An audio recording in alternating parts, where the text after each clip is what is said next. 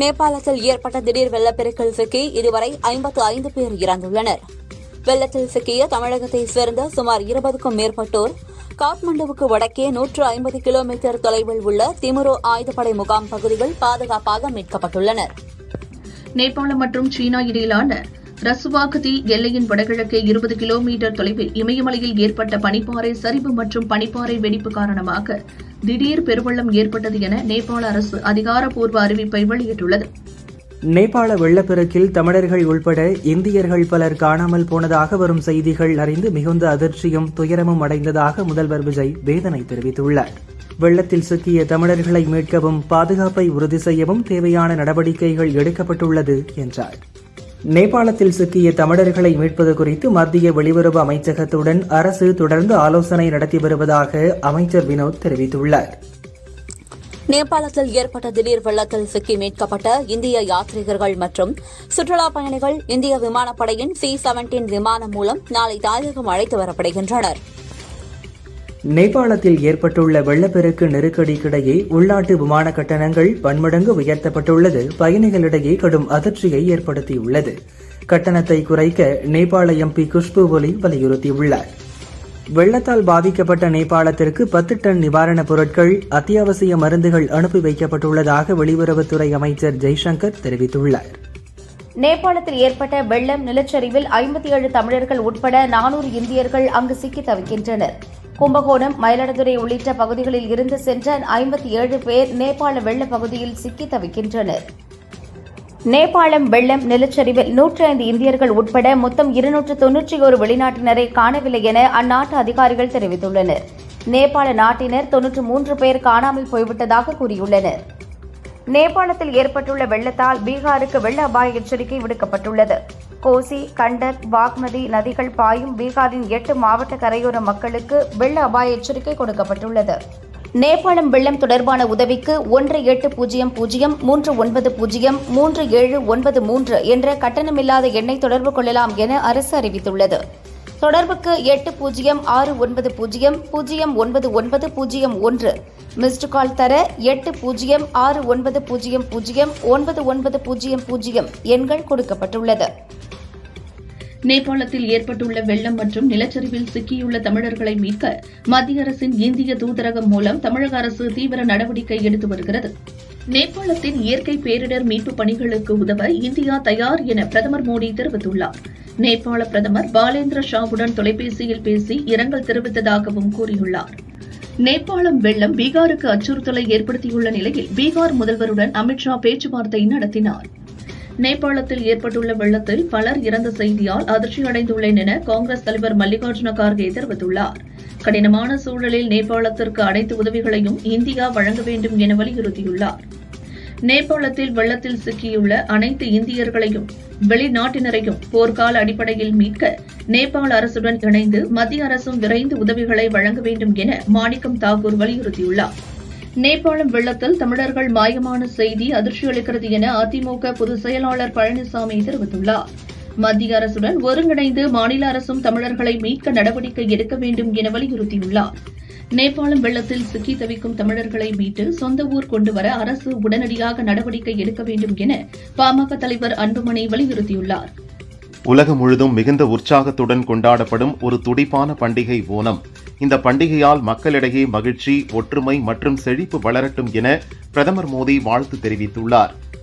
கேரள மாநிலத்தின் அறுவடை திருநாளாம் ஓணம் திருநாளில் உங்கள் இல்லத்திலும் உள்ளத்திலும் அன்பும் மகிழ்ச்சியும் என்றும் பொங்கி பெருகட்டும், அழகிய வண்ண பூக்கோலம் போல் உங்கள் வாழ்க்கை பொலிவு பெறட்டும் என முதல்வர் விஜய் வாழ்த்து தெரிவித்துள்ளார். மண்ணும் மக்களும் ஒன்றாக வாழ்ந்த ஒரு காலத்தின் நினைவை புதுப்பிப்பதே ஓணம். மாவேலியின் மண்ணில் சமத்துவம் மலரட்டும், அனைவருக்கும் உளம் நிறைந்த ஓணம் வாழ்த்துகள் என திமுக தலைவர் ஸ்டாலின் கூறியுள்ளார். முதல்வர் விஜய் வரும் 28ஆம் தேதி டெல்டா பாசனத்துக்காக மேட்டூர் அணையில் இருந்து நீரை திறந்து வைக்க இருக்கும் நிலையில் அணையில் மேற்கொள்ளப்படும் பாதுகாப்பு ஏற்பாடுகளை கலெக்டர் இளம் பகவத் உட்பட காவல்துறையினர் ஆய்வு செய்தனர். மேட்டூர் அணை நீர் திறப்பு தொடர்பாக முதல்வர் விஜய் அறிவிப்பார் என அமைச்சர் செங்கோட்டையன் கூறினார்.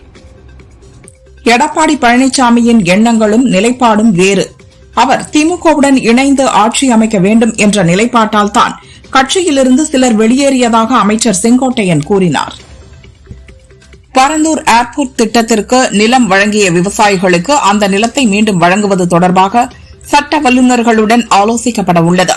விவசாயிகளுக்கு சாதகமாக முடிவெடுக்கப்படும் என அமைச்சர் ராஜ்மோகன் கூறினார். தெருநாய்கள் கூட்டமாக சுற்றித் திரிவதால் குழந்தைகள் பொதுமக்களுக்கு ஏற்படும் அச்சுறுத்தல் குறித்து தான் பேசினேன் என அமைச்சர் அருண்ராஜ் விளக்கமளித்தார். தெருநாய்களுக்கான கருத்தடை மற்றும் தடுப்பூசி பணிகளை மேற்கொள்ள அரசுக்கு பொதுமக்களும் ஒத்துழைக்க வேண்டும் என்றார். ஆன்மீக நம்பிக்கையுடன் கோயில்களுக்கு வரும் பக்தர்கள் பாதிக்கப்படுவதால் கோயில்களில் செல்போன்களை கொண்டு செல்ல தடை விதிக்கப்பட்டு வருகிறது என அமைச்சர் ரமேஷ் தெரிவித்தார். தமிழகத்தில் ஒவ்வொரு ஆண்டும் கோடை காலத்தில் வெப்பம் அதிகரிக்கிறது. புவி வெப்பமடைதல், காற்றில் கார்பன் போன்ற நச்சு கலப்பு தொடர்ந்து உயர்கிறது. இதெல்லாம் கருத்தில் கொண்டு மரம் நடுதலை அதிகரிக்க வேண்டும். ஒவ்வொருவரும் கிரீன் வாரியர்ஸாக மாற வேண்டும் என அண்ணாமலை கூறினார். சட்டசபை நடவடிக்கைகள் ஆக்கப்பூர்வமாக பயன்படுத்தப்படுவதை சபாநாயகர் உறுதிப்படுத்த வேண்டும்.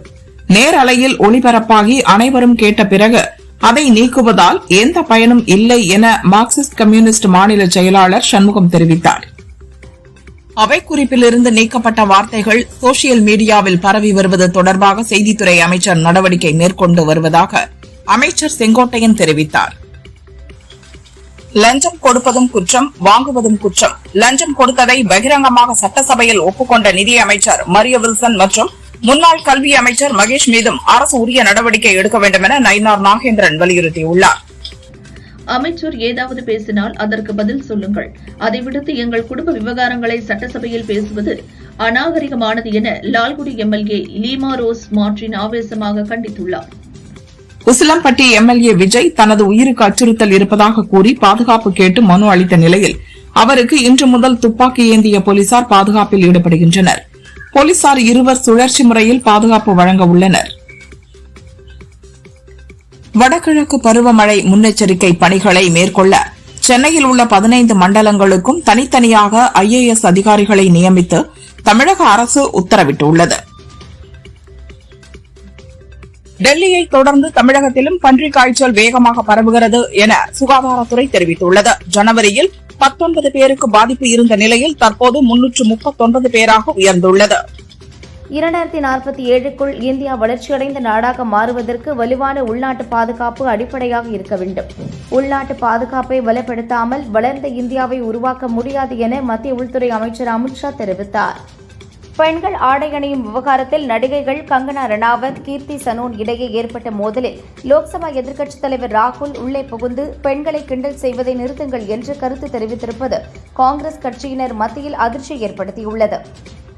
ஆவணி விட்டத்தை முன்னிட்டு காஞ்சிபுரம் அத்திவரதர் கோயில் குளத்தை திறப்பது குறித்து பரிசீலிக்குமாறு வரதராஜ பெருமாள் கோயில் நிர்வாகத்திற்கு சென்னை ஐகோர்ட் உத்தரவிட்டுள்ளது.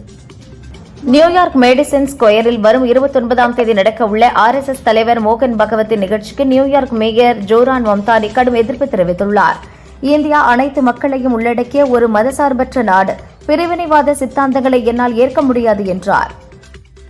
பாகிஸ்தான் இஸ்லாமாபாத்தில் உள்ள பிம்ஸ் மருத்துவமனையில் மகப்பேறு பிரிவில் ஏற்பட்ட தீ விபத்தில் 15 குழந்தைகள் பலியாயினர். பெரும் சோகத்தை ஏற்படுத்திய இந்த சம்பவம் குறித்து விசாரிக்கப்படுகிறது. பரந்தூர் விமான நிலையம் கைவிடப்பட்ட நிலையில் நமக்கு விமானமும் தேவை, விவசாய நிலமும் தேவை என ராஜ்மோகன் தெரிவித்துள்ளார். விவசாயிகளிடமிருந்து நிலத்தை பறிப்பது என்பது குழந்தையிடமிருந்து தாயை பறிப்பது போன்றது என்றார். திமுக முன்னாள் அமைச்சர்கள் மீது பல்வேறு ஊழல் புகார்கள் இருப்பதால் அவர்கள் பாஜகவுடன் சமரசம் செய்ய வேண்டிய சூழல் உள்ளது என அமைச்சர் அருண்ராஜ் தெரிவித்துள்ளார். இந்தியாவில் அடுத்த 10 ஆண்டுகளில் ஜப்பான் 6 லட்சம் கோடி ரூபாய் அளவுக்கு முதலீடு செய்யும் என எதிர்பார்க்கிறோம் என மத்திய அமைச்சர் பியூஷ் கோயல் தெரிவித்துள்ளார். கர்நாடகாவில் 3 தமிழர்கள் திட்டமிட்டு படுகொலை செய்யப்பட்டது உடற்கூறாய்வில் உறுதியான பின்பும் முதல்வர் விஜய் கண்டனம் தெரிவிக்காமல் அலட்சியமாக இருக்கிறார் என சீமான் கண்டனம் தெரிவித்துள்ளார். எங்கே சென்றார் முதல்வர் என்றும் கேட்டுள்ளார். நேபாள வெள்ளப்பெருக்கில் சிக்கியுள்ள இந்தியர்களை விரைந்து மீட்க மத்திய மற்றும் மாநில அரசுகள் நடவடிக்கை எடுக்க வேண்டும் என திமுக தலைவர் ஸ்டாலின் வலியுறுத்தியுள்ளார். மதுரை செல்லம்பட்டி சார்பதிவாளர் அலுவலகத்தில் லஞ்சம் பெற்றுக்கொண்டு முறைகேடாக நிலத்தை பதிவு செய்ததாக கூறி பெண் அதிகாரியிடம் தாவேக நிர்வாகி வாக்குவாதத்தில் ஈடுபட்ட வீடியோ சோசியல் மீடியாக்களில் வைரலாகி வருகிறது. குற்றாலத்தில் நடைபெற்ற தமிழக பாஜகவின் 30 பிரிவு நிர்வாகிகளுக்கான ஒருநாள் கருத்தரங்கில் மாநில தலைவர் நயினார் நாகேந்திரன் பங்கேற்று ஆலோசனைகளை வழங்கினார். காங்கிரஸ் இயக்க மறுசீரமைப்பு திட்டத்தின் கீழ் யாருக்கும் பாரபட்சமின்றி பதவிகள் வழங்கப்படும் என திருப்பூரில் மேலிட பார்வையாளர் BS ஜெய்கணேஷ் கூறினார். வேளாங்கண்ணி மாதா கோவில் விழாவிற்காக பாத யாத்திரை செல்லும் நிதியமைச்சர் மரிய வில்சனுக்கு சிதம்பரம் பெரியப்பட்டு பகுதியில் தொண்டர் ஒருவர் முருகர் சிலை கொடுத்து வரவேற்பளித்தார். நேபாளம் வெள்ளத்தில் இந்தியர்கள் சிக்கியிருப்பது மிகுந்த கவலை அளிக்கிறது என ராகுல் தெரிவித்துள்ளார். மத்திய அரசு அவர்களை மீட்கும் நடவடிக்கையை தீவிரப்படுத்த வேண்டும் என வலியுறுத்தியுள்ளார். திருப்பத்தூர் மாவட்டத்தை வறட்சி மாவட்டமாக அறிவிக்கவும், தென்பெண்ணை பாலாறு இணைப்பு திட்டத்தை உடனடியாக செயல்படுத்த வேண்டும் உள்ளிட்ட பல்வேறு மக்கள் நல கோரிக்கைகளை நிறைவேற்ற இந்திய கம்யூனிஸ்ட் கட்சி மாநில செயலாளர் வீரபாண்டியன் வலியுறுத்தியுள்ளார். தவிக அரசு ஆசிரியர்கள் நலனில் இரட்டை வேடம் போடுகிறதா எனும் சந்தேகம் எழுந்துள்ளதாக முன்னாள் அமைச்சர் மகேஷ் கூறினார். ஆசிரியர் பெருமக்களின் நலனுக்காக என்றும் குரல் கொடுப்போம் என்றார். அரசியலுக்கு ஊழல்தான் புற்றுநோய், அந்த ஊழலை அகற்ற வேண்டும் என முதல்வர் விஜய் முயற்சிக்கிறார் என வைகோ தெரிவித்துள்ளார். சில அதிகாரிகளுக்கு கோடிக்கணக்கில் கொட்டிய நிலையில் இந்த அரசை ஸ்தம்பிக்க வைக்க முயற்சிக்கின்றனர் என குற்றம் சாட்டினர். பரந்தூர் விமான நிலையம் திட்டம் கைவிடப்பட்டதால் ஆந்திராவிற்காக அகதிகளாக செல்ல இருந்த அப்பகுதி கிராம மக்களுக்கு முதல்வர் விஜய் உயிர் கொடுத்துள்ளதாக அமைச்சர் தென்னரசு தெரிவித்தார். மதுரை, சிவகங்கை, புதுக்கோட்டை, ராமநாதபுரம் மற்றும் விருதுநகரில் இன்று மிதமான மழைக்கு வாய்ப்புள்ளதாக சென்னை வானிலை ஆய்வு மையம் தகவல் தெரிவித்துள்ளது. நாட்டில் விலைவாசி உயர்வை கட்டுப்படுத்த மத்திய அரசு தவறிவிட்டது.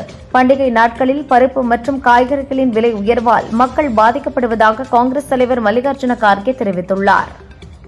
தாய்மாமன் தங்க மோதிரம் திட்டத்தை போல இலவச வேட்டிச்சேலை திட்டத்தையும் வெளிமாநில நிறுவனத்துக்கு தாரை வார்க்க தமிழக அரசு திட்டமிட்டுள்ளதா என அமமுக பொதுச் செயலர் டிடிவி தினகரன் கேள்வி எழுப்பியுள்ளார். சென்னை ராஜீவ்காந்தி மருத்துவமனையில் உடல் உறுப்பு தான முறைகேடு இல்லை. தனியார் மருத்துவமனைக்கு முன்னுரிமை அடிப்படையில் தான் தகுதியானவர்களுக்கு உடல் உறுப்புகள் வழங்கப்படுவதாக அமைச்சர் அருண்ராஜ் தெரிவித்தார். அரசியலிலிருந்து ஓய்வு பெறுவதாக அறிவித்த பாமக நிறுவனர் ராமதாஸ் செப்டம்பர் 1 முதல் கட்சி தொண்டர்களை மீண்டும் சந்திக்க உள்ளார். தன்னிடம் அரசியல் குறித்தும் பாமக குறித்தும் பேச வேண்டாம் என ராமதாஸ் அன்பு கட்டளையிட்டுள்ளார். தமிழ் தென்றல் என்றழைக்கப்படும் வி. கல்யாண சுந்தரனாரின் 143வது பிறந்த நாளையொட்டி சென்னையில் உள்ள தமிழ் வளர்ச்சி இயக்கத்தில் அமைந்துள்ள அவரது திருவுருவ படத்திற்கு அமைச்சர் ராஜ்மோகன் மலர் தூவி மரியாதை செலுத்தினார். டெங்கு பாதிப்பால் நடப்பாண்டில் 4 பேர் உயிரிழந்துள்ளனர்.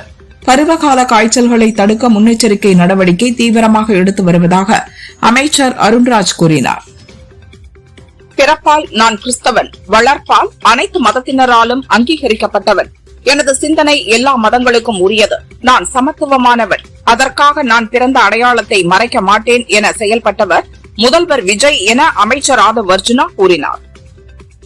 திருவண்ணாமலை அண்ணாமலையார் கோயிலில் திடீரென ஆய்வு செய்த அமைச்சர் ரமேஷிடம் விஐபிக்கள் தொடர்ந்து தரிசனம் செய்வதால் முறையாக தரிசனம் செய்ய முடியவில்லை என பக்தர்கள் புகார் அளித்தனர். அவர்களிடம் உரிய நடவடிக்கை எடுப்பதாக அமைச்சர் உறுதியளித்தார். தமிழ் வழியில் படித்தவர்களுக்கு அரசு பணியில் முன்னுரிமை வழங்கும் மசோதாவுக்கு கவர்னர் அர்லேக்கர் ஒப்புதல் அளித்துள்ளார். முன்னுரிமை அடிப்படையில் 20% ஒதுக்கீடு வழங்கும் வகையில் சட்ட திருத்தம் கொண்டுவரப்பட்டுள்ளது. சென்னையில் ஆபரண தங்கத்தின் விலை மாற்றமின்றி 1 கிராம் 15,010 ரூபாய்க்கும் 1 சவரன் 1,20,080 ரூபாய்க்கும் விற்பனையாகிறது. வெள்ளி 1 கிராம் 265 ரூபாய்க்கு விற்பனை செய்யப்படுகிறது.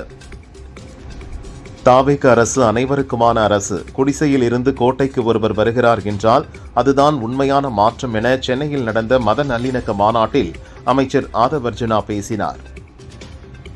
பரந்தூர் நிலங்களை உரியவர்களிடம் திருப்பி ஒப்படைக்க வேண்டுமென மார்க்சிஸ்ட் கம்யூனிஸ்ட் மாநில செயலாளர் பே. சண்முகம் வலியுறுத்தியுள்ளார். அமெரிக்காவில் சுற்றுலா மற்றும் வணிக விசாவில் வந்து அடைக்கலம் கோரிய 2 லட்சம் வெளிநாட்டினரின் விசாவை ரத்து செய்ய ட்ரம்ப் நிர்வாகம் திட்டமிட்டுள்ளது. மிலாடி நபி நாள் நம்மிடையே ஒற்றுமையையும் மகிழ்ச்சியையும் மேலும் வளர்க்கட்டும். கருணையும் சமூகத்திற்கு திருப்பிக் கொடுக்கும் மனப்பான்மையும் எப்போதும் நம்மை வழிநடத்தட்டும். அனைவருக்கும் மிலாடி நபி வாழ்த்துகள் என பிரதமர் மோடி கூறியுள்ளார். இஸ்லாமிய சகோதர சகோதரிகள் அனைவருக்கும் நெஞ்சம் நிறைந்த மிலாது நபி நல்வாழ்த்துகள். நபிகள் நாயகம் பிறந்த இந்நன்னாளில் அனைவரது வாழ்விலும் மகிழ்ச்சியும் நலமும் வளமும் நிறைந்திடட்டும் என முதல்வர் விஜய் தெரிவித்துள்ளார். வீத லீடர்ஸ் அமைப்பின் சார்பில் செப்டம்பர் மாதம் முழுதும் பெண்கள் பாதுகாப்பு தொடர்பான விழிப்புணர்வு நிகழ்ச்சிகள் நடத்த அண்ணாமலை திட்டமிட்டுள்ளார். டில்லி உள்ளிட்ட சில மாநிலங்களில் பன்றிக் காய்ச்சல் பரவி வரும் நிலையில் ஆன்டிவைரஸ் மருந்துகளை மக்கள் தாமாகவே வாங்கி உட்கொள்ளக்கூடாது என இந்திய மருத்துவ சங்கம் அறிவுறுத்தியுள்ளது. ராஜஸ்தான் ஹைகோர்ட் தற்காலிக தலைமை நீதிபதி சஞ்சீவ் பிரகாஷ் சர்மாவை மாற்றக் கோரி சுப்ரீம் கோர்ட் தலைமை நீதிபதி சூரியகாந்துக்கு நீதிபதி சந்தீப் மேத்தா கடிதம் எழுதியுள்ளார்.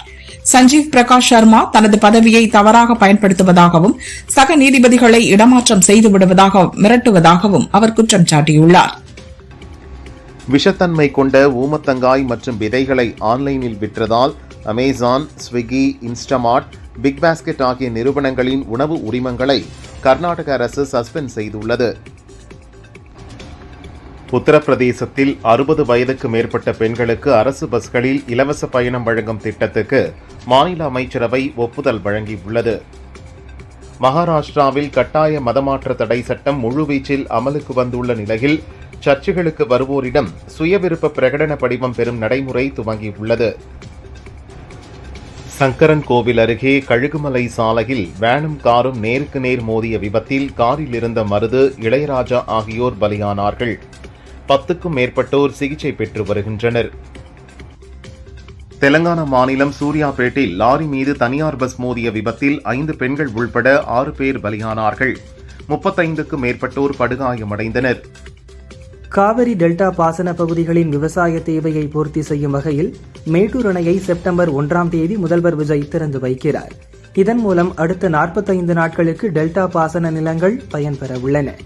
திருச்சியில் மிலாது நபியை முன்னிட்டு தமிழக தர்காக்கள் பேரவை சார்பில் நடந்த நபிகள் புகழ்பாடும் பேரணியை அமைச்சர் முகமது பர்வேஸ் கொடியசைத்து தொடங்கி வைத்தார்.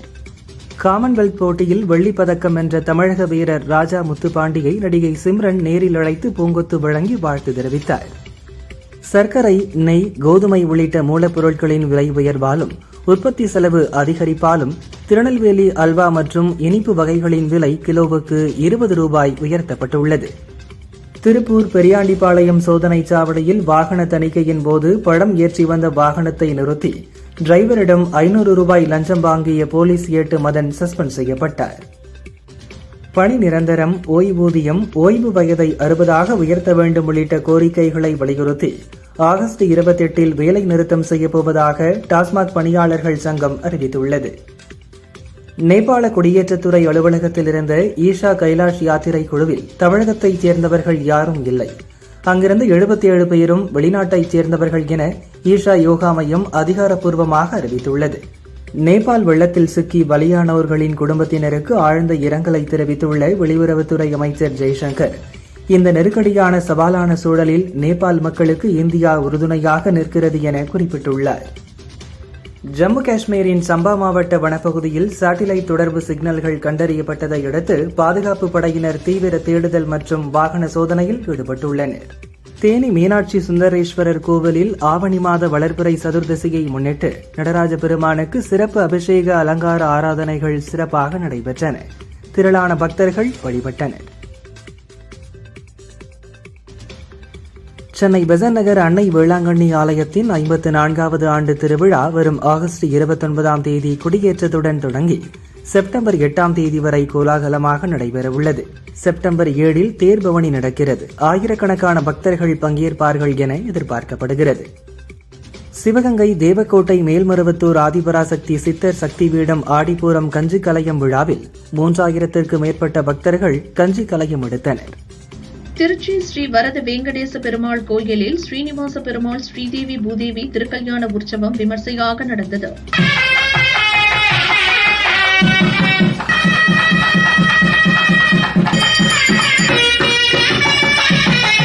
குமரக்கோட்டம் சுப்பிரமணிய சுவாமி கோயிலில் நவம்பர் 22ஆம் தேதி கும்பாபிஷேகம் நடைபெறவுள்ளதாக நிர்வாக குழுவினர் தெரிவித்தனர்.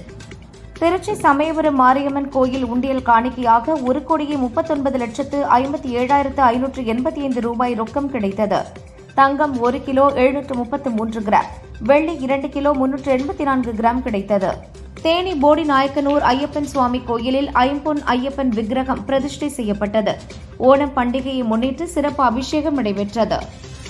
சென்னை திருவொற்றியூர் தியாகராஜ சுவாமி வடிவுடையம்மன் கோவில் வாசலில் கடந்த ஒரு வாரத்திற்கு மேலாக கழிவுநீர் ஆறாக ஓடுவதால் பக்தர்கள் அவதியடைந்துள்ளனர்.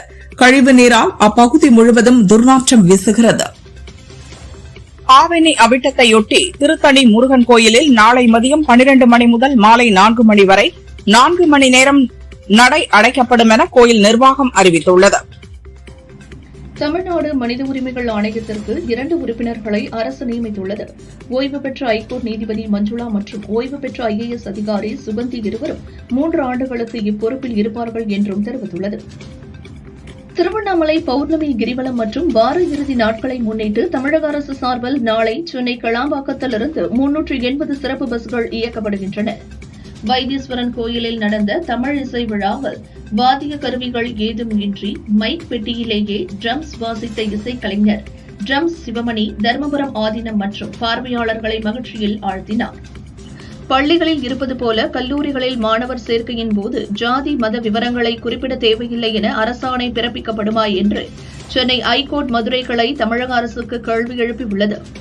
சென்னையில் பணி நிரந்தரம், ஊதிய உயர்வு மற்றும் மகப்பேறு விடுப்பு உள்ளிட்ட கோரிக்கைகளை வலியுறுத்தி சென்னை ரிப்பன் மாளிகையை முற்றுகையிட்ட தூய்மை பணியாளர்களின் போராட்டம் 7வது நாளாக தொடர்கிறது.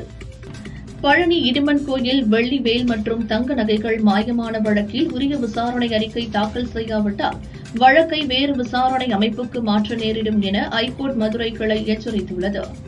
ஒகேனக்கல் காவிரி ஆற்றில் இன்று காலை 10,000 கனஅடியாக இருந்த நீர்வரத்து தற்போதைய நிலவரப்படி 6,500 கனஅடியாக சரிந்துள்ளது. இதனால் பரிசல் சவாரிக்கு அனுமதி அளிப்பது குறித்து ஆலோசிக்கப்படுகிறது. 2029 தாவேக தென் மாநிலங்களில் 60 MPக்களை வெல்லும். தாவேக தலைவர் விஜய் தான் அடுத்த பிரதமர் ஆவார் என முதல்வர் விஜயின் ஆஸ்தான ஜோதிடர் ரிக்கி ரத்தன் பண்டிட் வெற்றிவேல் கணித்துள்ளதாக தகவல் வெளியாகியுள்ளது. 2004-2009 வரை பயங்கரவாத அமைப்புக்கு நிதி திரட்டிய வழக்கில் இங்கிலாந்தைச் சேர்ந்த அகமது என்பவரை வழக்கிலிருந்து விடுவிக்க ஐகோர்ட் மறுப்பு தெரிவித்துள்ளது. கோவை சித்தாபுதூர் ஐயப்பன் கோயிலில் ஓணம் பண்டிகையொட்டி டன் கணக்கில் வண்ண பூக்களை பயன்படுத்தி அத்திப்பு கோலம் போடப்பட்டது. சிறப்பு பூஜைகள் நடைபெற்றன. மலையாள மொழி பேசும் மக்கள் குடும்பத்துடன் சுவாமி தரிசனம் செய்தனர். சத்தியமங்கலம் அடுத்த ஆசனூர் வடபகுதியில் இருந்து வெளியேறிய காட்டு யானை ஒன்று அந்த வழியாக சாலையில் 2 வீலரில் சென்ற இளைஞரை துரத்தியது. நூலிழையில் இளைஞர்கள் உயிர் தப்பினர். சென்னை யானைகவுனி பகுதியில் 45 அடி ஆழம் உள்ள கிணற்றை தூர்வாரும் பணியில் ஈடுபட்ட கொடுங்கையூரைச் சேர்ந்த ஐயனார், அவரது தந்தை ரவி ஆகியோர் விஷவாயு தாக்கி பலியானார்கள். கர்நாடகாவின் விஜயபுரா பகுதியில் உள்ள ஏரியிலிருந்து 4 பெண்கள் 2 சிறுவர்கள் என 6 பேரின் உடல்கள் அழுகிய நிலையில் மீட்கப்பட்டன. குளிக்கச் சென்ற போது இறந்தார்களா இல்லை தற்கொலையா என்பது குறித்து விசாரிக்கப்படுகிறது. தாம்பரத்தில் இருந்து இயக்கப்பட்டு வரும் எக்ஸ்பிரஸ் ரயில்கள் வழக்கம் போல் இன்று முதல் எழும்பூர் ரயில் நிலையத்திலிருந்து இயக்கப்படும் என ரயில்வே நிர்வாகம் அறிவித்துள்ளது. ஸ்ரீபெரும்புதூர் அருகே ATM கொள்ளையடிக்கப்பட்ட சம்பவத்தில் மர்ம நபர்கள் கருப்பு நிற காரில் தப்பிச் சென்றது விசாரணையில் தெரியவந்துள்ளது. நெய்வேலி அருகே முந்திரி காட்டில் பதுங்கியிருந்த ரவுடி கோபி போலீசாரை அரிவாளால் வெட்டிவிட்டு தப்ப முயன்றார். துப்பாக்கியால் காலில் சுட்டு கோபியை போலீசார் பிடித்தனர். காயமடைந்த கோபி 2 போலீசார் சிகிச்சை பெற்று வருகின்றனர். ஒவ்வொரு குழந்தையும் 17 வயதை எட்டும் வரை பெற்றோருக்கு 52 லட்சம் ரூபாய் நிதி உதவி வழங்கப்படும் என சிங்கப்பூர் அரசு அறிவித்துள்ளது. சரிந்த பிறப்பு விகிதத்தை உயர்த்த இந்த நடவடிக்கை எடுக்கப்பட்டுள்ளதாக அந்நாட்டு அரசு தெரிவித்துள்ளது. வரலாற்றில் இதுவரை இல்லாத அளவுக்கு 95,000 கோடி ரூபாய் அவசர நிதி கேட்டு அமெரிக்காவுக்கு பாகிஸ்தான் கடிதம் எழுதியுள்ளது பரபரப்பை ஏற்படுத்தியுள்ளது. கனடா பல ஆண்டுகளாக அமெரிக்காவை சுரண்டி வருகிறது. இனி அவர்களை இதிலிருந்து தப்பிக்க விடப்போவதில்லை. அமெரிக்கா இல்லாமல் கனடாவால் நிலைத்திருக்க முடியாது என ட்ரம்ப் கூறியுள்ளார். ஆஸ்திரேலிய அணியின் வேகப்பந்து வீச்சாளர் மிச்செல் ஸ்டார்க் ICCயின் புதிய டெஸ்ட் பந்து வீச்சாளர்கள் தரவரிசையில் முதலிடத்தை பிடித்து சாதனை படைத்துள்ளார். அல்லு அர்ஜுனை வைத்து ராக்கா என்ற ஃபேண்டசி படத்தை இயக்கி வருகிறார் அட்லி. இதில் நாயகியாக தீபிகா படுகோனே நடிக்கிறார். தவிர மறுநாள் தாக்கூர் ஜான்வியும் நடிப்பதாக சொல்கிறார்கள். இவர்களுடன் இப்போது நடிகை ஐஸ்வர்யா லட்சுமியும் இணைந்துள்ளார். இவர் நெகட்டிவ் வேடத்தில் நடிக்கிறாரா? முதன்முறையாக இப்படியொரு வேடத்தில் ஐஸ்வர்யா நடிக்கிறார். யஷ் நடித்துள்ள டாக்ஸிக் படம் வெளியாகியுள்ளது. இப்பட விழாவில் சிறப்பு விருந்தினராக பங்கேற்று பேசிய இயக்குநர் விக்னேஷ் சிவன் நடிகை கியாரா அத்வானியை குறிப்பிட்டு, உங்களை சந்தித்து ஒரு கதை கூறினேன். அதைத்தான் லவ் இன்சூரன்ஸ் கம்பெனி என்கிற பெயரில் இயக்கினேன். அந்த படத்தில் நடிக்காமல் தப்பிவிட்டீர்கள். நீங்கள் மிகவும் அதிர்ஷ்டசாலி என்றார். இந்த படம் தோல்வியடைந்தது. அதைத்தான் இப்படி அவர் கிண்டலாக சொல்லியுள்ளார். விஷ்ணு இடவன் இயக்கத்தில் கவின் நயன்தாரா நடித்துள்ள ஹாய் படம் ஆகஸ்ட் 28 ரிலீஸ் ஆகிறது. கவின் கூறுகையில், நான் நிஜ வாழ்வில் சிகரெட் குடிக்க மாட்டேன், சரக்கு அடிக்க மாட்டேன். முடிந்த அளவிற்கு அதை சினிமாவில் தவிர்க்க முயற்சிக்கிறேன். நம்மால் முடிந்த அளவிற்கு இந்த சமூகத்துக்கு எதுவும் கெடுதல் பண்ணாமல் இருந்தாலே போதும் என்றுதான் பார்க்கிறேன் என்றார். கொடைக்கானலில் உள்ள ஒரு கான்வென்ட்டில் படித்த சசிகுமார் அந்த பள்ளிக்கு திடீர் விசிட் அடித்துள்ளார். அது தொடர்பான வீடியோவை வெளியிட்டு, மீண்டும் என் கல்விக்கூடத்திற்கு கனவுகள் உருவான, நட்புகள் மலர்ந்த மற்றும் நினைவுகள் என்றென்றும் பதியப்பட்ட அந்த இடத்திற்கு திரும்பியுள்ளேன் என குறிப்பிட்டுள்ளார். ஆசிரியர்கள், மாணவர்கள் உள்ளிட்டவர்களுடன் அவர் கலந்துரையாடியது அந்த வீடியோவில் உள்ளது. நடிகர் ரஜினியை திடீரென நடிகைகள் சந்தித்து தங்களது மகிழ்ச்சியை வெளிப்படுத்தியுள்ளனர். ரஜினியுடன் சிவாஜி படத்தில் நடித்த ஸ்ரேயா வெளியிட்ட பதிவில், ஒரு சாதனையாளரை சந்திக்கும் போது போட்டோ எடுப்பது அவசியம்தானே என்று குறிப்பிட்டுள்ளார். நடிகை டிஸ்கோ சாந்தி வெளியிட்ட பதிவில், நீண்ட நாட்களுக்கு பிறகு ஒரே விமானத்தில் நமது சூப்பர் ஸ்டார் ரஜினியை சந்தித்ததில் மகிழ்ச்சி என தெரிவித்துள்ளார். நடிகை கயாடு லோகர் வெளியிட்ட பதிவில், நான் இன்னும் கனவு காண்கிறேனா என்று தோன்றுகிறது. ஒரு அற்புதமான எதிர்பாராத தருணம். என் நாள் இனிதாகிவிட்டது. ஆனால் நான் பார்ப்பதற்கு உருளைக்கிழங்கு போல இருக்கிறேன் என பதிவு போட்டுள்ளார்.